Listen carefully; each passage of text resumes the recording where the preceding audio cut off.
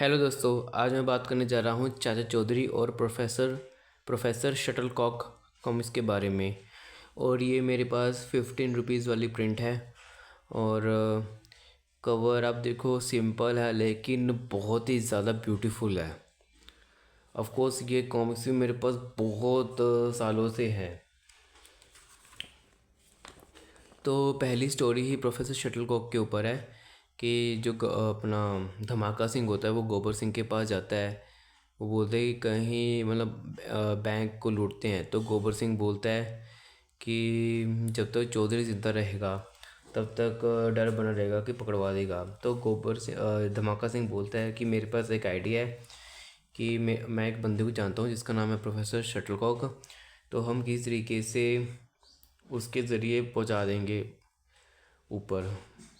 तो जब वो प्रोफेसर से मिलते हैं दोनों, तो बोलते हैं कि एक काम करते हैं कि दोनों को बहाने से रॉकेट पे ले जाते हैं और अंतरिक्ष में हमेशा के लिए छोड़ देंगे। तो गोबर सिंह जाते हैं चौधरी के पास, और चौधरी और साबू चल पड़ते हैं उनके साथ। और जो प्रोफेसर होता है उसने धमाका सिंह को इंस्ट्रक्शन दी होती है कि जैसे 11:15 होंगे तो बटन दबा देना। तो ठीक है कि चारों करेक्टर्स रॉकेट पे जाते हैं और 11 बज धमाका की घड़ी पे 11:15 हो जाते हैं। तो वो बटन दबा देता है। तो वो खुशी से बाहर निकलते तो पता चलता है कि चौधरी और साबू तो गए ही नहीं। तो पूछते हैं कि बाकी दो कहाँ गए। तो चौधरी बोलता है ऊपर। क्योंकि आप पैनल पे देखो तो पहले प्रोफेसर होता है, फिर गोबर सिंह, नीचे साबू और चौधरी और साबू। तो मतलब क्या होता है कि ये इसलिए हुआ क्योंकि धमाका सिंह की जो घड़ी थी वो 2 सेकंड आगे थी, मतलब टाइमिंग के इशू की वजह से काम हो गया। सेकंड स्टोरी है बिन्नी की जेवर। यहाँ पे क्या होता है कि चार चौधरी को एक कार्ड मिलता है जिस पे शादी का कार्ड होता है। तो वो बिन्नी को बोलता है कि रिसेप्शन पे चलना है। तो बिन्नी बोलती है कि मैं बैंक से जेवर ले आती हूँ। तो बिन्नी बैंक से जेवर लेके आती है। तो एक औरत उसके जेवर के बारे में पूछती है और बिन्नी उसको दिखा देती भी जेवर हैं ऐसे वैसे। तो वहाँ पे एक बदमाश होता है, तो वो उसने पूरा प्लान बना चुका होता है कि बिन्नी की जेवर वो लूटेगा। तो पहले तो क्या करता है कि हल्के मतलब कार लेके हल्के टक्कर मार के बिन्नी को गिरा देता है। तो बिन्नी उसको उसके सिर पे बेलन मार के अपने जेवर छुड़ा लेती है। तो बिन्नी घर पहुंच जाती है। तो इधर क्या होता है कि चौधरी और साबू तैयार हो जाते हैं और बिन्नी तैयार होती है। तो बिन्नी को डर लगा रहता है कि कहीं वो बदमाश घर में आके लूट मार ना करे। तो चौधरी क्या करता है कि जैसे चौधरी का घर स्वागतम मार्ग पे है, तो वो क्या करता है कि बोर्ड के साइंस को पलट देता है। और जब बदमाश होता है तो उसका ऐसा होता है कि मुझे अच्छा ये देखिए, चल जाने के बाद चाचा चौधरी और साबू और बिन्नी शादी में चल जाते हैं। और ये सीन मुझे बड़ा फनी लगता है कि ये फोटोग्राफर बोलता है कि अफसोस है कि साबू को फ़ोटो नहीं आएगा। साबू खुश है कि फ़ोटो ना सही, खाना तो भरपेट तो मिला। तो जो बदमाश होता है उसको ऐसा होता है कि अब तो मुझे उसका घर लूटना ही है। तो ऑफ कोर्स चाचा चौधरी की ट्रिक काम कर जाती है, तो कहीं और ही वो चला जाता है। तो जब वो वहाँ से बाहर निकलता है तो एक बंदे से पूछता है कि चाचा चौधरी का घर कहाँ पे है। तो वो उसका घर का पता बता देता है। और दूसरी तरफ चाचा चौधरी शादी से वापस घर आ रहा होता है। तो जैसे ही घर में चाचा चौधरी एंटर करते हैं तो बदमाश गन पॉइंट पे लेके बिन्नी की जेवर ले लेता है। तो चौधरी गाड़ी ले लेता है। जैसे ही बाहर जाता है तो साबू पकड़ लेता है। तो वो बदमाश वहाँ से भाग जाता है। अगली कहानी है रिस्ट वॉच। इसमें क्या होता है कि दो जो कैरेक्टर हैं, अ, उनमें से एक कहता है कि मतलब क्या है कि एक कैरेक्टर के पास खोटे सिक्के होते हैं, दूसरा को बोलता है कि थोड़ा इनको चलाना चाहिए।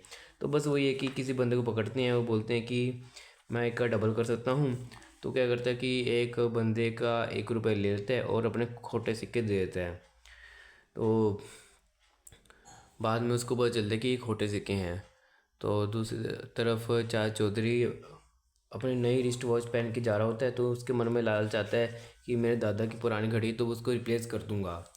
तो चाचा चौधरी के साथ वो ट्रिक खेलने की कोशिश करता है। जो चौधरी बोलता है कि ये मेरी घड़ी नहीं है, तो वो बदमाश अड़ा होता है कि नहीं तुम्हारी ही घड़ी है। पीछे से वही आदमी आता है, बोलता है कि नहीं ये लोग झूठ बोल रहे हैं, इन लोगों ने मेरे साथ भी धोखा किया था। तो चौधरी बोलता है कि तुम मेरी घड़ी वापस करोगे कि नहीं। वो बदमाश बोलता है कि नहीं मैं बोल रहा हूँ कि तुम्हारी ही घड़ी है। तो चौधरी बोलता है ठीक है कि मैं घड़ी रख लेता हूँ। तो बोलता है कि तुम पागल वागल तो नहीं हो गए।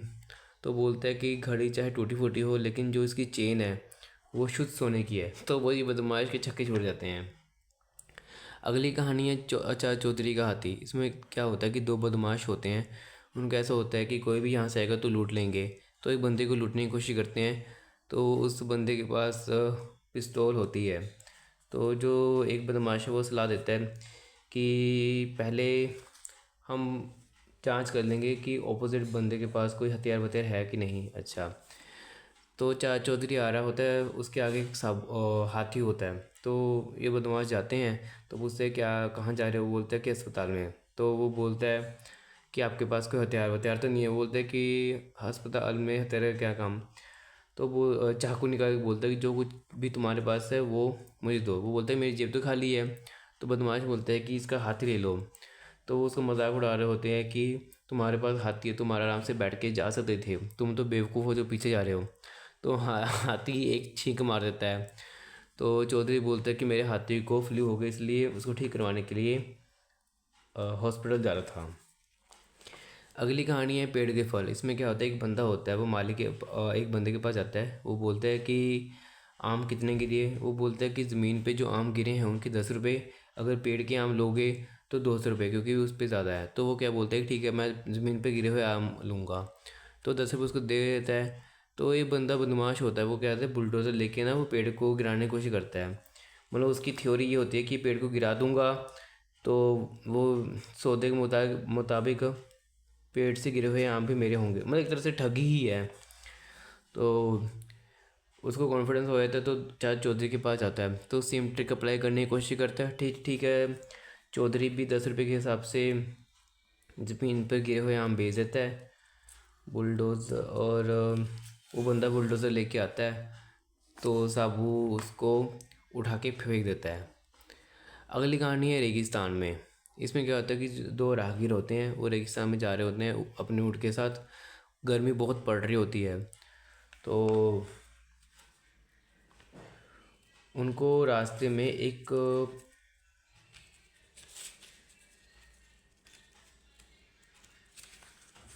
पेड़ दिखाई देता है। तो वो वहाँ पे रेस्ट करने के लिए पहले तो पानी पी लेते हैं। फिर पेड़ के नीचे आराम करने पहुँच जाते हैं। जैसे ही वो पेड़ के नीचे होते हैं तो उनके ऊपर अटैक हो जाता है। जब जागते हैं तो उनको पता चलता है कि उनका सारा सामान लूट गया।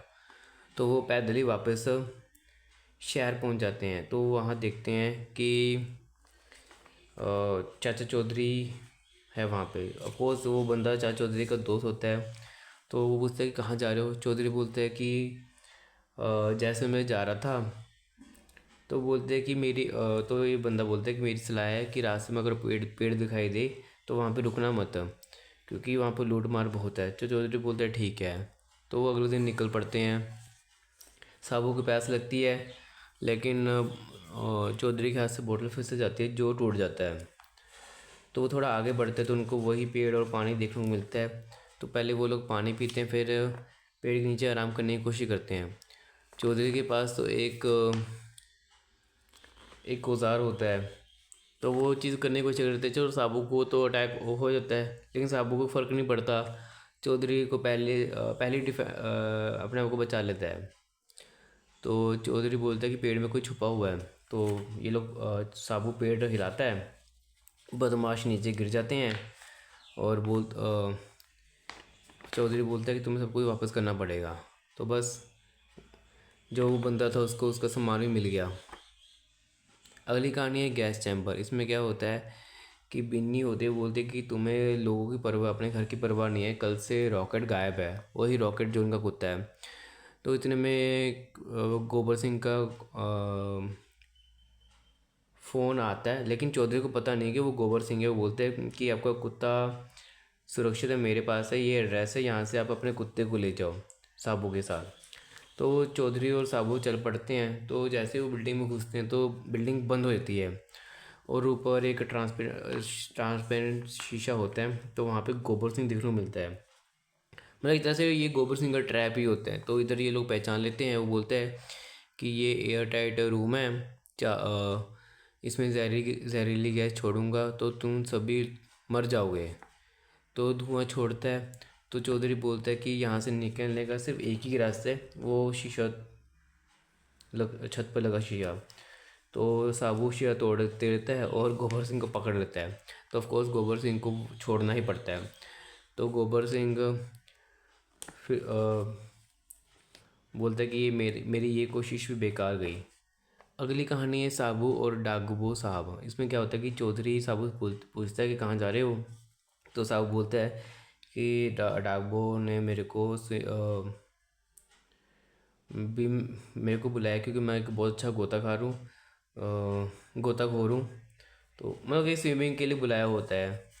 तो साबू चल देता है। और दूसरी तरफ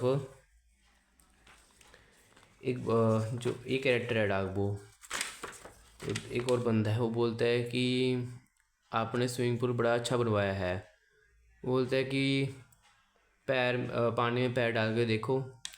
ये पानी में पैर डालते तो उसको उसका पैर जल जाता है, क्योंकि पानी में जो पानी है वो उबलता हुआ पानी है। तो उसका ऐसा होता है कि जब साबू आएगा और इस पानी में छलांग लगाएगा तो वो तड़पेगा, तो मेरे को बहुत मज़ा आएगा।